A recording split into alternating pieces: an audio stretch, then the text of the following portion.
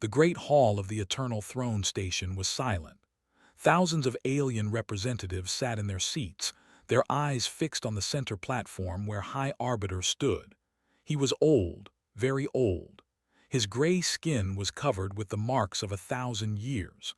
His four eyes looked down at the assembly with cold pride.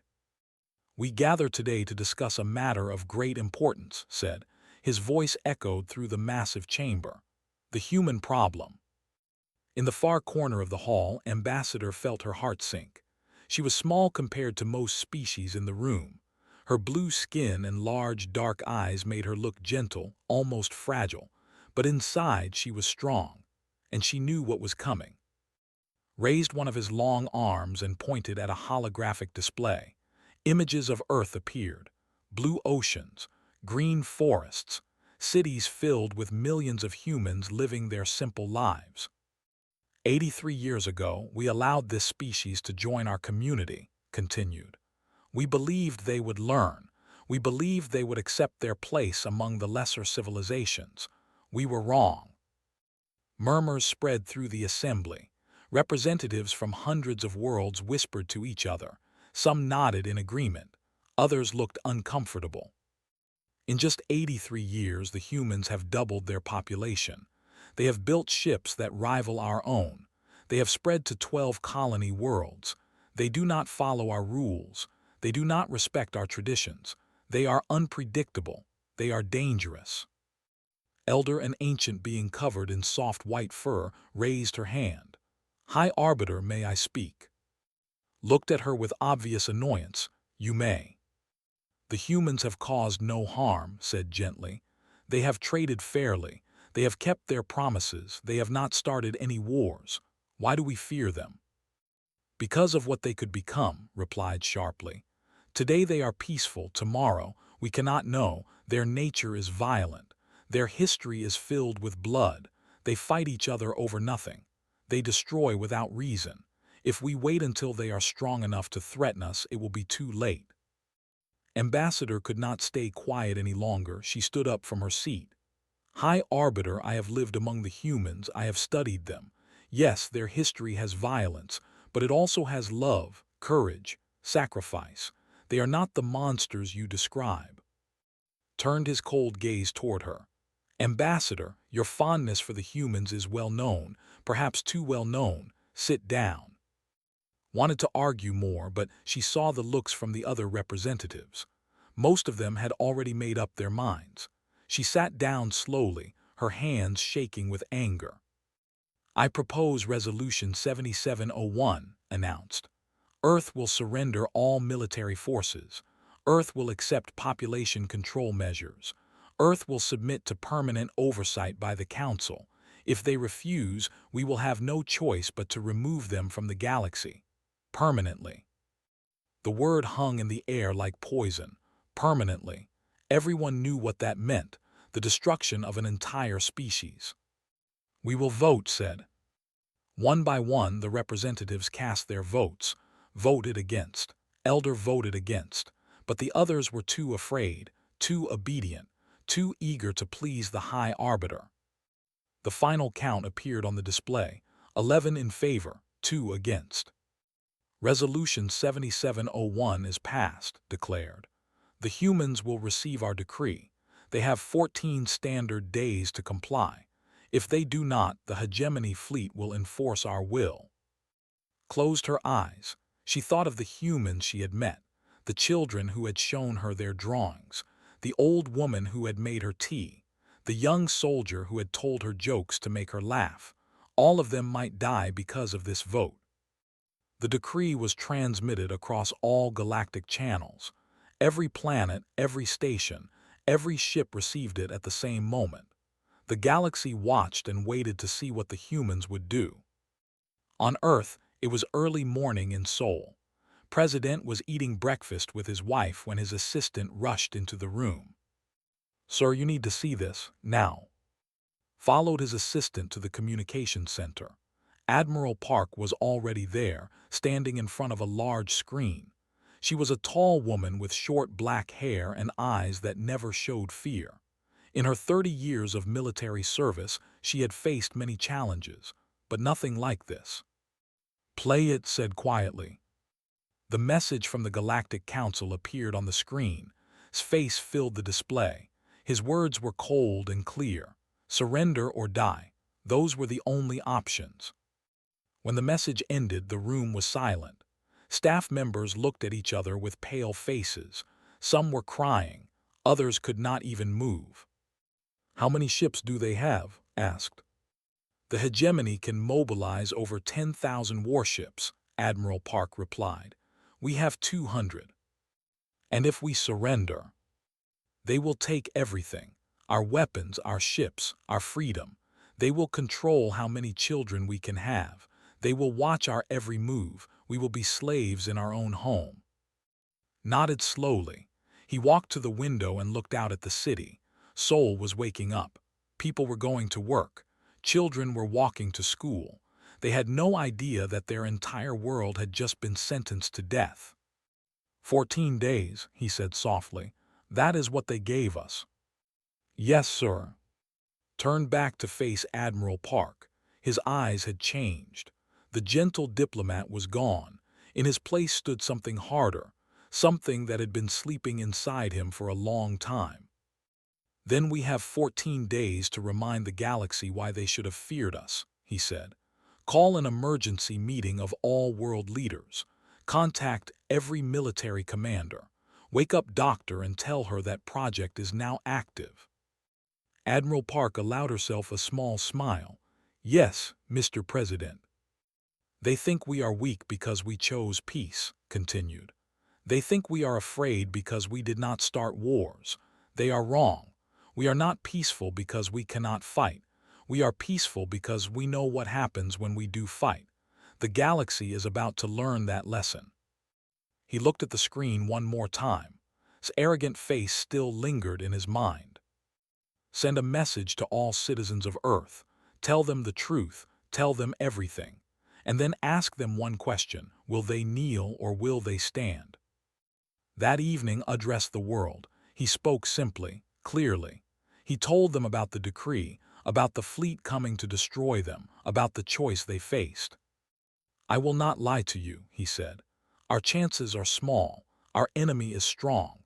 Many of us may die, but I believe something about our species.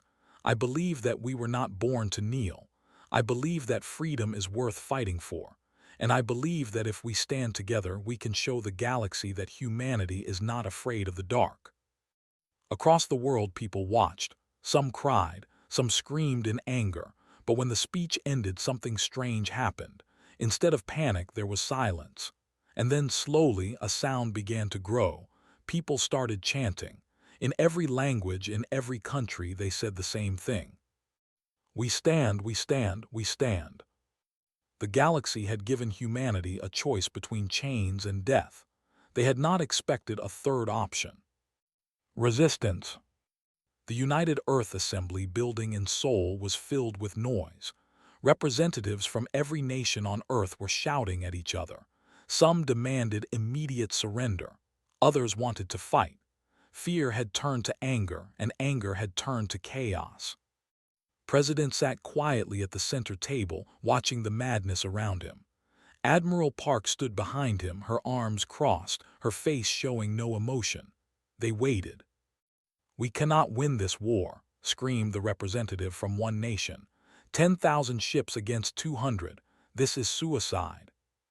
"So we should just give up," shouted another. "Let them control our lives. Let them decide how many children we can have. At least we would be alive. Alive as slaves is not living." The arguments continued for almost an hour. Let them speak. He let them release their fear and anger. Then slowly he stood up. The room became quiet. "I have listened to all of you," he said calmly. "I understand your fear. I share it. But I want to tell you something about our species, something we sometimes forget." He walked to the front of the room and looked at the faces before him. Old and young, black and white, rich and poor, all of them human. "We did not crawl out of the caves and survive ice ages just to kneel before strangers. We did not fight plagues and famines and wars just to give up when things become difficult. We are humans. We are stubborn. We are foolish. We are brave. And we do not know how to surrender. But the numbers, someone started. The numbers mean nothing, interrupted. Do you know what our ancestors faced? They faced mammoths with only sticks and stones. They faced empires with nothing but their courage. They faced death every single day. And they won, not because they were strong, because they refused to give up. Admiral Park stepped forward.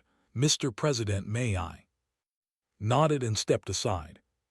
For the past 20 years, our scientists have been working on a secret project, Admiral Park announced. Project. It was designed for exactly this situation, a moment when we would face an enemy too powerful to defeat by normal means. She pressed a button, and a holographic display appeared. It showed a complex machine with strange glowing parts. Doctor, our chief science advisor, has developed a weapon unlike anything in the galaxy. It uses quantum energy manipulation to disable enemy technology.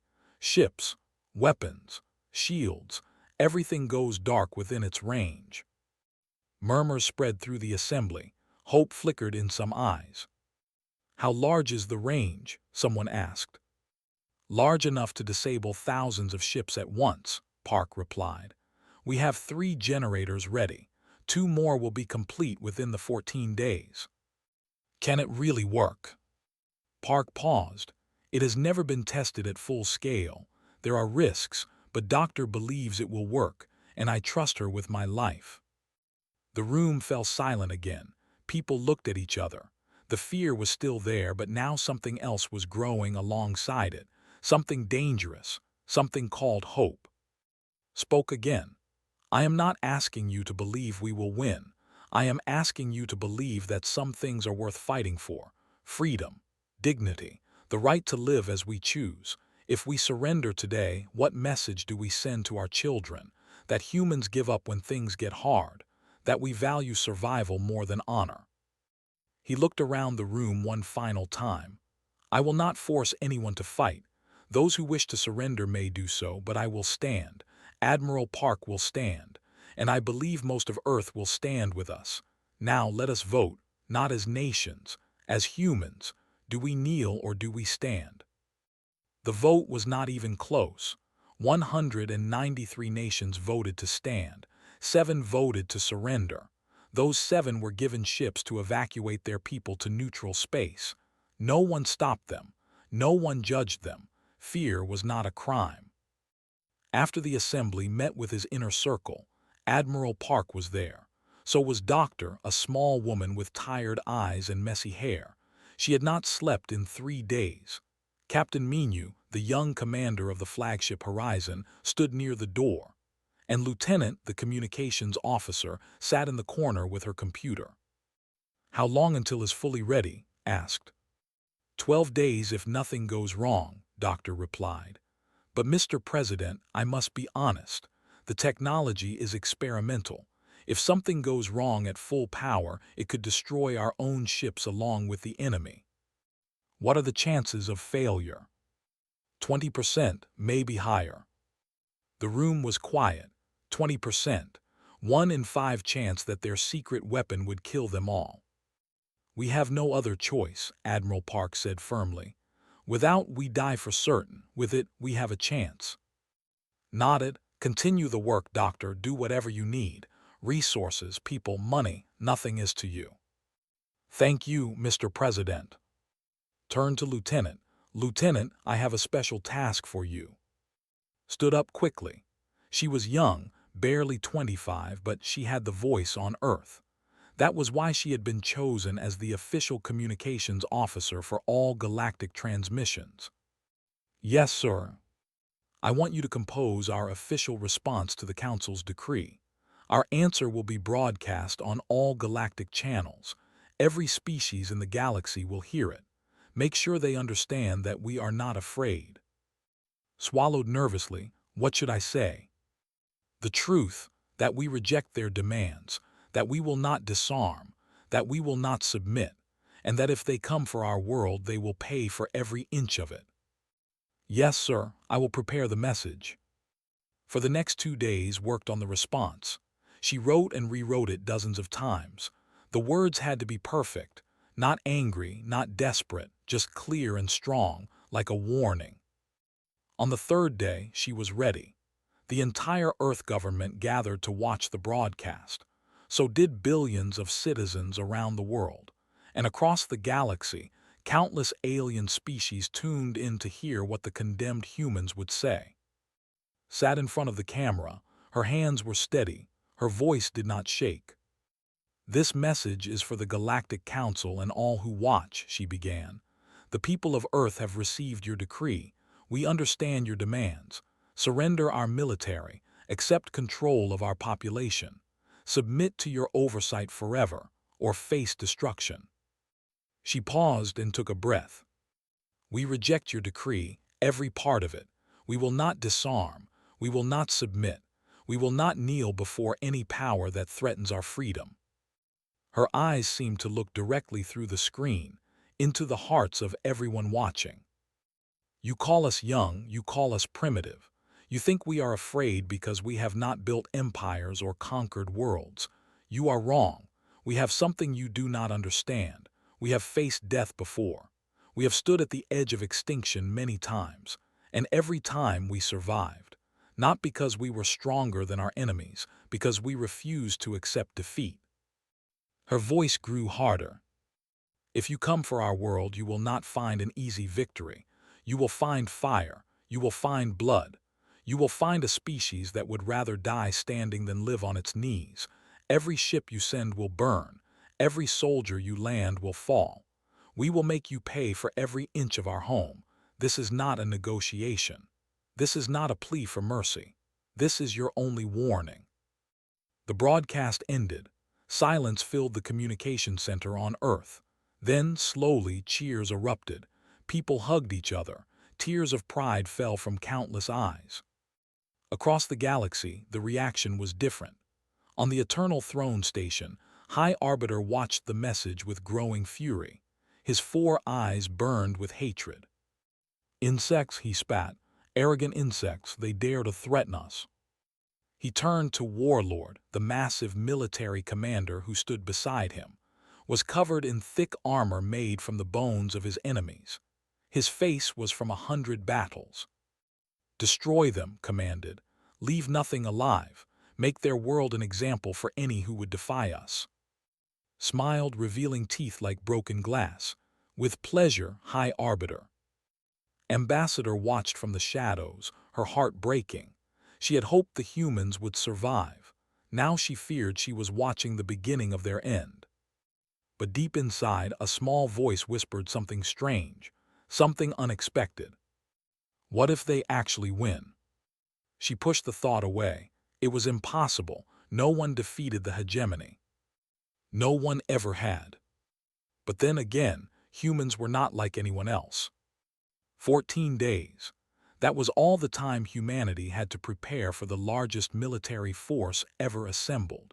14 days to turn certain death into possible survival. Admiral Park did not waste a single minute. She stood on the bridge of the command station orbiting Earth, watching as ships from every nation flew into formation. Some were old, some were new. All of them carried brave men and women who knew they might never return home. Status report, she said. Captain Minu stepped forward with his tablet. 212 ships ready for combat. 47 more can be repaired within 10 days. We have also converted 18 cargo vessels into weapon platforms. Total fleet, 277 ships. Against 12,000, Park said quietly. Yes, Admiral. She nodded slowly. The numbers were terrible, but numbers were not everything. She had learned that lesson long ago in battles where smaller forces had defeated larger ones through courage and clever tactics. What about the civilian evacuation? That is the strange thing, Admiral. Most civilians refuse to leave. Park raised an eyebrow. Refuse. Yes, we offered to evacuate women, children, and elderly to underground shelters or to the colony worlds. Most said no. They want to stay. They want to help. Park felt something warm spread through her chest. Pride. Even facing extinction, her people chose to stand together. Then find them work, she said. Everyone can contribute. Let no one feel useless. Across Earth, ordinary people rose to the challenge. Teachers organized supply distribution. Farmers donated food. Factory workers built weapons and armor day and night. Doctors prepared for the wounded. Even children helped, carrying messages and painting encouraging words on the walls of shelters. In a small hospital inn, an old woman named Mrs. Han refused to evacuate. When asked why, she simply said, "My husband fought in a war 70 years ago. He died protecting his family. If death comes again, I will face it standing, just as he did." Stories like hers spread across the planet. Stories of courage, stories of defiance. They gave people strength when fear tried to take over. Deep beneath the surface of the moon, Doctor worked without rest. The generators were massive machines, each one the size of a building. They hummed with strange energy that made the air feel electric. Captain Minu visited her on the 8th day. He found her sitting on the floor, surrounded by tools and papers, her eyes red from exhaustion. "Doctor, you need to sleep." "I cannot sleep," she said without looking up. "The calibration is wrong. The energy output is unstable. If I do not fix it, the device could fail at the worst possible moment." Minu sat down beside her. He was young, only 32, but he had already commanded ships in 3 battles. He knew what it meant to carry the weight of lives on his shoulders. "Can I help?" Laughed tiredly. "Unless you have a degree in quantum physics, no. I have a degree in hitting things until they work." That made her smile just a little. "Captain, can I tell you something? Something I have not told anyone." "Of course." She looked at him with eyes full of fear. "That has never been tested at full power. We built it based on theory, mathematical models, computer simulations, but reality is not always like the simulations. There is a chance, a real chance that when we activate it, nothing will happen, or worse, it will destroy us instead of them." Minu was quiet for a moment. Then he put his hand on her shoulder. "Doctor, do you know what I tell my crew before every battle?" "What?" "I tell them that we are not fighting because we will win. We are fighting because surrender is not in our blood. If the works, we live. If it fails, we die. Either way, we will have done everything possible. That is all anyone can ask." Looked at him for a long moment. Then she nodded and stood up. "Thank you, Captain. Now please leave. I have work to do." Minu smiled and walked away. Behind him, Doctor returned to her calculations with renewed energy. Far across the galaxy, on the Eternal Throne Station, Warlord assembled his armada. Ships from 7 different species gathered at the staging point. 12,000 vessels of war, each one capable of destroying a city in seconds. Walked through the command deck of his flagship, the Devastator. His soldiers saluted as he passed. He did not acknowledge them. His mind was focused on the battle to come. "Report," he growled. "All ships are ready, Warlord," his second-in-command replied. "We will reach the human system in 6 days." "Good. What do we know about their defenses?" "Primitive, they have approximately 200 warships. Outdated technology, weak shields, limited weapons. Our fleet will crush them in hours." Nodded, but something bothered him. The human response to the decree had been strange. They had not begged for mercy. They had not tried to negotiate. They had simply said no and promised to fight. "Why are they not afraid?" he wondered aloud. "They are stupid," his officer replied, "too young to understand their situation." "Perhaps," said slowly, "or perhaps they know something we do not." He pushed the thought away. It did not matter. Whatever tricks the humans had planned, they could not stop 12,000 ships. Nothing could. On the 4th day before the fleet arrived, Ambassador made a dangerous decision. She had been thinking about it since the vote. The humans had no chance. Everyone knew that, but still, they refused to surrender. Something about that courage touched her heart. She encrypted a message and sent it through secret channels to Earth. It contained everything she knew about the hegemony fleet, their numbers, their formation, their approach vector, their weaknesses. When Admiral Park received the message, she stared at it in disbelief. "This is from a council ambassador," she said to Captain. "She is giving us their battle plans." "Why would she do that?" "I do not know, but if this is real, it changes everything." Park studied the information carefully. The fleet would approach from the outer solar system, near the planet Neptune. They would form into attack groups and advance toward Earth in waves. The first wave would be the weakest ships, meant to test human defenses. The main force would follow behind. They are overconfident, Park realized. They think this will be easy, so they are not being careful. How do we use that? Park began to smile. It was not a happy smile. It was the smile of a hunter who had just spotted her prey. We let them come to us. We pretend to be weak. We fall back toward the moon, make them think we are retreating in fear, and when they follow us, they'll mean you finished. Exactly. We hit them where they are most crowded, disable as many ships as possible, then we counterattack. The plan was desperate. It required perfect timing and incredible luck, but it was a plan. For the first time, humanity had something more than just courage. They had hope. On the final day before the fleet arrived, Captain Minu gathered his crew aboard the Horizon. They stood in the main hall, 300 men and women who had trained their whole lives for this moment. "I will not lie to you," Minu said. "Tomorrow many of us will die. The enemy outnumbers us 50 to 1. Our ships are smaller, our weapons are weaker. By all logic, we should lose." He paused and looked at their faces. Some were scared, some were determined, all of them were ready. But logic does not know everything about humans. It does not know that we once crossed oceans in wooden boats.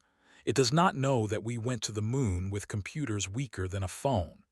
It does not know that every time someone told us something was impossible, we did it anyway. His voice grew stronger. "Tomorrow we fight, not because we will win, because surrender is not in our blood, because our children deserve to grow up free, because we are humans and this is what humans do. We stand, we fight, we never give up." The crew began to cheer. The sound echoed through the ship, through the fleet, through the whole solar system. Earth was ready. The next morning, the hegemony fleet emerged from hyperspace at the edge of the system. 12,000 ships blotted out the stars like a dark cloud. Warlord opened a communication channel to Earth. "Humans," he said with contempt, "this is your final chance. Surrender now and some of you may live. Resist and you will all die." Admiral Park replied with 2 words that would echo through history. "Come closer."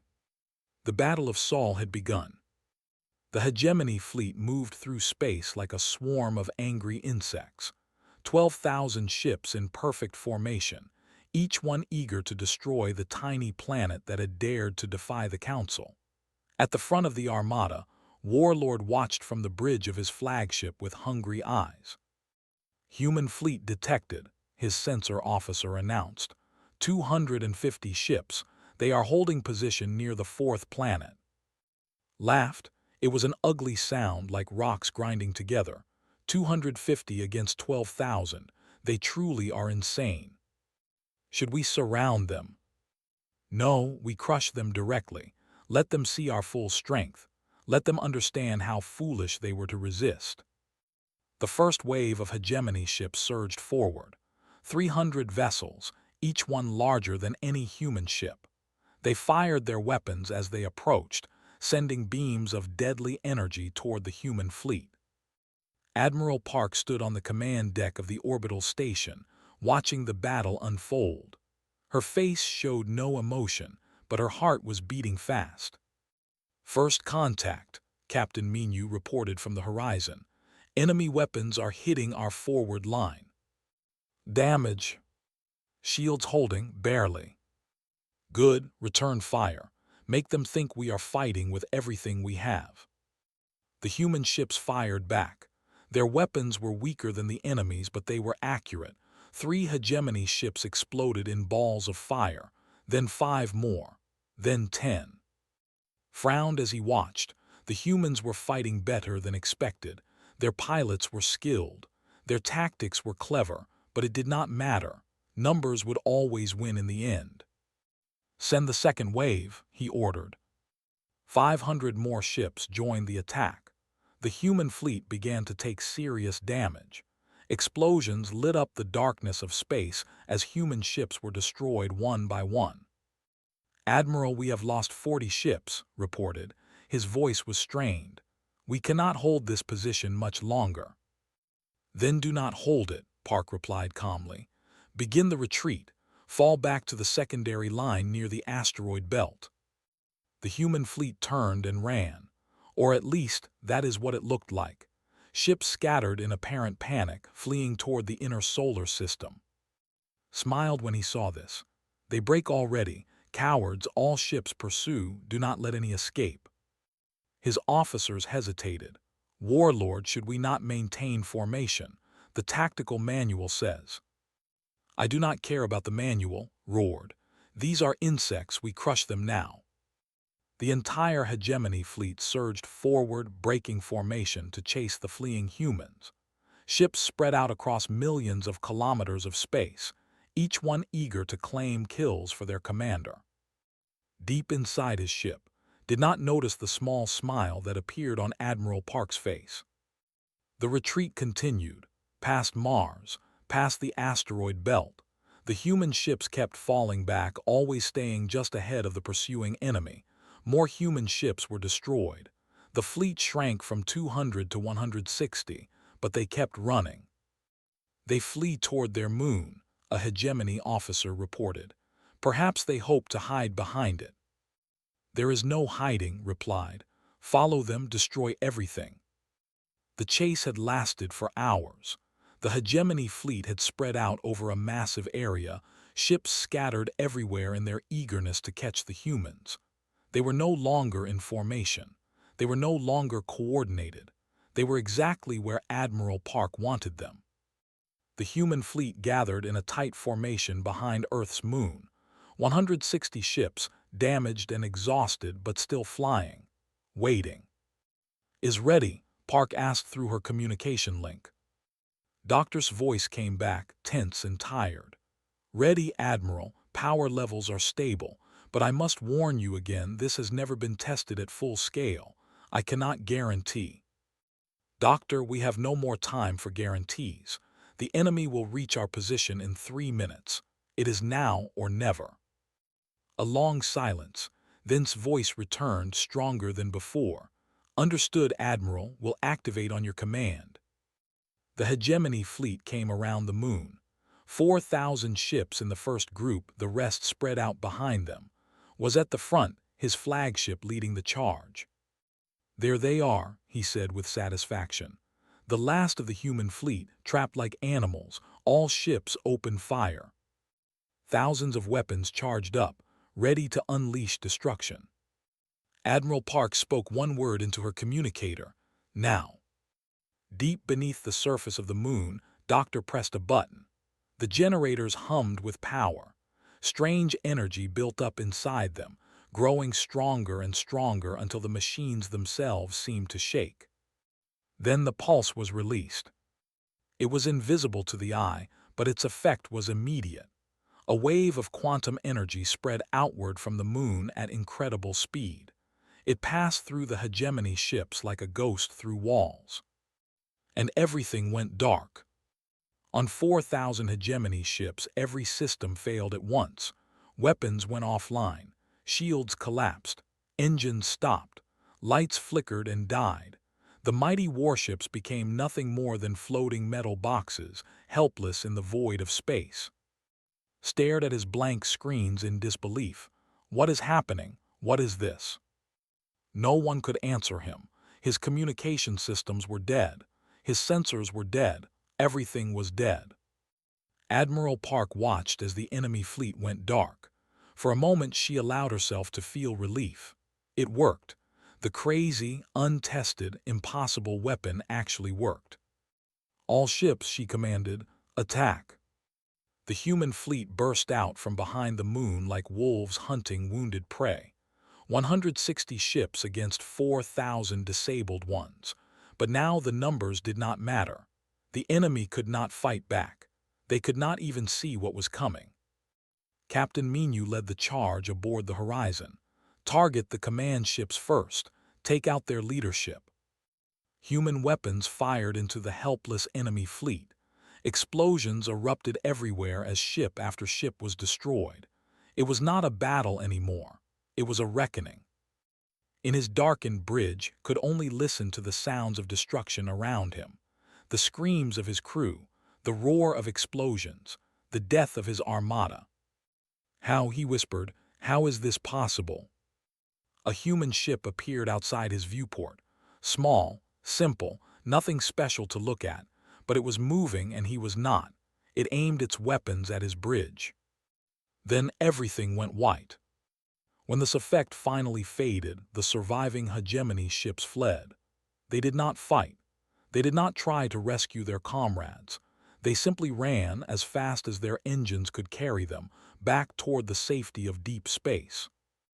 Of the 12,000 ships that had come to destroy Earth, fewer than 3,000 escaped. The rest were destroyed or captured. It was the greatest military defeat in galactic history. Admiral Park surveyed the battlefield. Debris floated everywhere, broken ships, dead bodies. The price of victory was always high. "Casualties?" she asked. "We lost 87 ships," reported. "Over 2,000 dead." Park closed her eyes for a moment, honoring the fallen. Then she opened them again. "What about?" Smiled for the first time in days. "Captured alive. His flagship was disabled but intact. Our boarding teams found him hiding in an escape pod." "Good, bring him to the station. I want the whole galaxy to see him in chains." The broadcast went out across all galactic channels an hour later. Admiral Park stood before the cameras, her uniform stained with sweat and smoke. Behind her, Warlord knelt on the floor, his arms bound, his proud face broken. "The hegemony came to erase us," Park said. Her voice was cold as ice. "They brought 12,000 ships. They were certain of victory. They were wrong." She gestured at the defeated warlord. "Their commander kneels in our custody. Their fleet is destroyed. The galaxy asked if humans could fight. Now you have your answer." Across 1,000 worlds, billions of beings watched in stunned silence. The impossible had happened. The unthinkable had occurred. A species they had dismissed as primitive and young had defeated the mightiest military force in the galaxy. On Earth, people poured into the streets. They cried, they hugged, they screamed with joy. The planet that should have died was still alive. In the assembly hall on the Eternal Throne Station, High Arbiter watched the broadcast with cold fury. His 4 eyes burned with hatred. "This changes nothing," he said through gritted teeth. "We will send more ships. We will build a larger fleet. We will crush them eventually." Elder looked at him sadly. "Will we? Or will we simply throw more lives away against an enemy we clearly do not understand?" "They got lucky," insisted. "Nothing more." "Perhaps," replied. "Or perhaps luck had nothing to do with it. Perhaps we simply underestimated what humans are capable of." Slammed his fist against the wall. "I will not accept this. I will not be humiliated by insects." He turned to his remaining military commanders. "Begin preparations for a second assault. This time we send everything, every ship, every soldier, every weapon we have. I do not care how long it takes. I do not care how much it costs. The humans will be destroyed, all of them, down to the last child." The commanders nodded and left to carry out his orders, but some of them exchanged glances. Doubt had entered their hearts. Fear had replaced their confidence. In her prison cell, Ambassador heard the news of Earth's victory and wept with joy. Her treason had helped. Her information had saved lives. Whatever happened to her now, it was worth it. The Battle of Saul was over. Humanity had won the impossible victory. But the war was far from finished. The galaxy had never seen anything like it. News of Earth's victory spread faster than light, carried by gossip and rumor from system to system. On hundreds of worlds, beings who had never thought about humans before now spoke of nothing else. How did they do it? How did such a small fleet destroy such a mighty armada? The questions spread like fire, and with them came something dangerous, something the Council had worked for millions of years to prevent. Hope. On the planet, where the native species had lived under Council rule for 10,000 years, a young worker watched the broadcast of Admiral Park standing over the defeated warlord.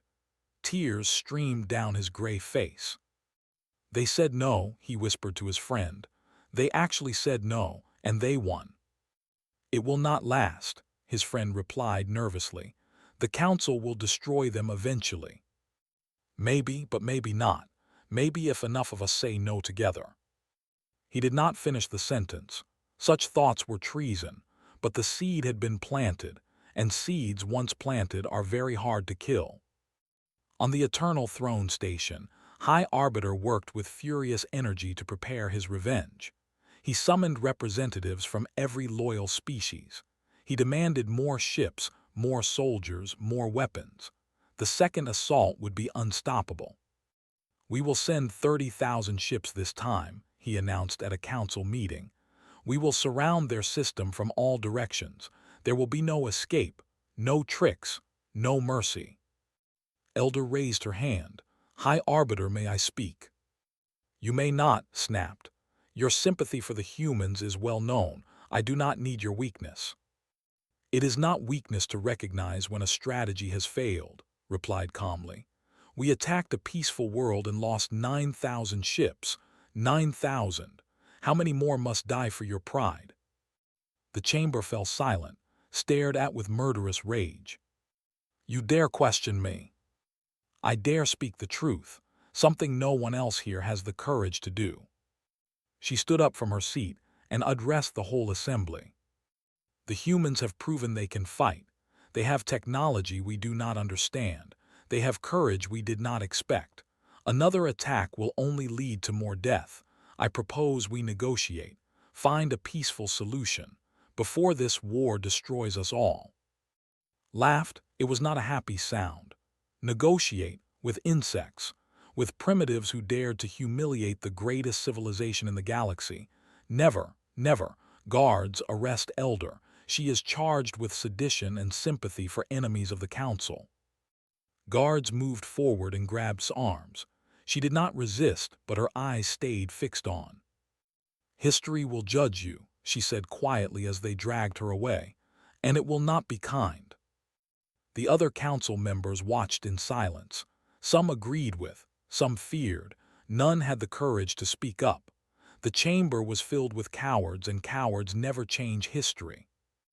Ambassador's treason was discovered 2 days later. A spy in her network had reported her secret messages to Earth. She was brought before in chains, her blue skin pale with fear. "You betrayed us," hissed.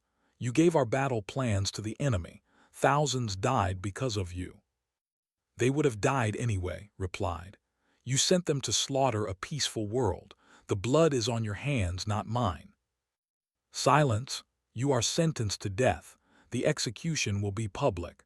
Let all who would betray the Council see what happens to traitors." Was taken to a prison cell deep within the station. She expected to die alone, forgotten, her sacrifice meaningless. But she was wrong. On the third night of her imprisonment, her cell door suddenly opened. A hooded figure stepped inside. "Come with me," the figure whispered, "quickly, before the guards return." "Who are you?" The figure pulled back their hood. It was a young officer recognized from the communications center. His eyes were filled with determination. "I watched your message to Earth," he said. "I watched you risk everything for people you barely knew. I want to be that brave. Please let me help you." hesitated for only a moment. Then she took his hand and they ran. Through hidden corridors and secret passages, through maintenance tunnels and forgotten chambers, the young officer led toward the docking bay. Along the way, they were joined by others, scientists, workers, soldiers who had lost faith in the council, all of them ready to escape. They stole a small transport ship and fled into the darkness of space. As the Eternal Throne Station faded behind them, looked at her rescuers with wonder. "Where will we go?" she asked. "To Earth," the young officer replied. "Where else? They are the only ones fighting for freedom now." On Earth, President faced his own difficult decisions. The victory had been glorious, but the cost had been high. 2,000 dead, families destroyed, children who would grow up without parents. He visited hospitals and memorials, meeting with survivors trying to offer comfort. "What do we do now?" Admiral Park asked during a private meeting. "We'll not stop. He will come again with more ships. Can we survive another battle?" "We survived this one," replied. "We will survive the next." "How can you be so sure?" Smiled tiredly. "I am not sure of anything, but I know that fear is not a strategy. If we hide and wait for them to attack, we will always be at a disadvantage. We need to change the game." "What do you mean?" "I mean we stop playing defense. We take the fight to them." Park stared at him in surprise. "Attack the council? With what? We have barely 150 ships left." "Not attack. Not yet. But show them we can. Show the galaxy that humans will not sit quietly and wait to be destroyed. Make afraid of us for once." Doctor entered the room, looking more rested than she had in weeks. "I have good news, Mr. President. We recovered technology from the captured hegemony ships. Their hyperspace drives are more advanced than ours. We can adapt them. Within a month, our ships will be able to travel anywhere in the galaxy." Smile grew wider. "Anywhere." "Anywhere," confirmed, "including the Eternal Throne Station itself." The plan came together quickly. Earth would not wait for the second attack. Instead, they would take a fleet to the heart of Council power and demand change. Not conquest, not revenge, just equality, freedom for all species, an end to the Council's tyranny. "It is insane," Admiral Park said when she heard the final plan. "We would be walking into the center of their power with a handful of ships. They could destroy us easily." "They could," agreed. "But will they? Think about it. The whole galaxy is watching now. If we march into the Eternal Throne and demand justice, what will it look like if they simply kill us? Every species that secretly hates the Council will see them for what they are, tyrants, murderers. The rebellion will spread everywhere. And if they accept our demands, then we win without more bloodshed. Either way, we change the galaxy forever." Park thought about it for a long moment, then she nodded. "I always wanted to see the Eternal Throne," she said. "I hear it is beautiful." Captain Menu volunteered to lead the expedition. So did Lieutenant, who wanted to see the Council face to face. Doctor insisted on coming to operate the generators they would bring as insurance. The fleet was assembled in just 3 weeks. 300 ships, including captured hegemony vessels, repaired and upgraded. But they were not all human ships, had arrived with her refugees, and they joined the expedition eagerly. Other species followed: rebels, exiles, freedom fighters who had waited their whole lives for this moment. On the day of departure, President addressed the fleet. "You are not soldiers of Earth anymore," he said. "You are soldiers of freedom. We go to the Eternal Throne not to destroy, but to demand what every being deserves: the right to live without fear, the right to choose their own future, the right to be free." Admiral Park stood on the bridge of the horizon beside Captain. "We were supposed to be the hunted," she said as the fleet prepared to jump into hyperspace. "Now we hunt." Nodded. "Do you think we can really do this? Change the galaxy?" Park looked out at the stars. So many worlds, so many lives, so much possibility. "I think we already have," she replied. Whatever happens next, nothing will ever be the same. The fleet vanished into hyperspace, leaving Earth behind. Ahead lay the unknown. Behind lay everything they loved. They were flying toward either victory or death. But they were flying together. And humans, together, had never been defeated.